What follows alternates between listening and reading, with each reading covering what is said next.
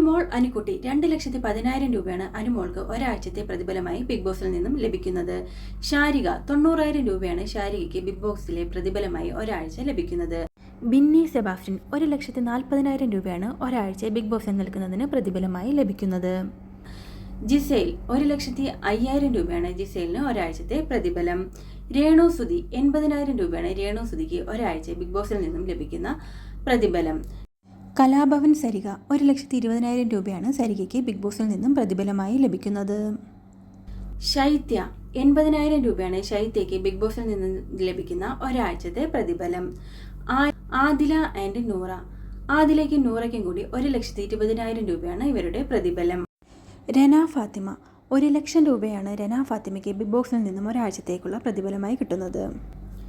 RJ Binsi 80,000 രൂപയാണ് ബിൻസിക്ക് ഒരാഴ്ചത്തെ big ബോസിലെ പ്രതിഫലം. അപ്പാനി ശരത് 2,10,000 രൂപയാണ് അപ്പാനിക്ക് ബിഗ് ബോസിൽ നിന്നും ഒരാഴ്ച നിൽക്കുന്നതിന്റെ പ്രതിഫലമായി നൽകുന്നത്.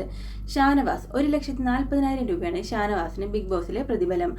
അക്ബർ ഖാൻ 1,20,000 രൂപയാണ് അക്ബറിന് ബിഗ് ബോസിൽ നിൽക്കുമ്പോൾ പ്രതിഫലമായി നൽകുന്നത്. രഞ്ജിത്ത് മുൻഷി 1,20,000 രൂപയാണ് ബിഗ് ബോസിലെ ഒരാഴ്ചത്തെ പ്രതിഫലമായി രഞ്ജിത്ത് വാങ്ങുന്നത്.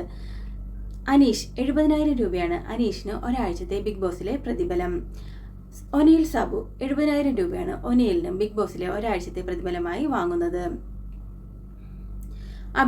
അഭിലാഷിനും 70,000 രൂപയാണ് ബിഗ് ബോസിലെ ഒരാഴ്ചത്തെ പ്രതിഫലം.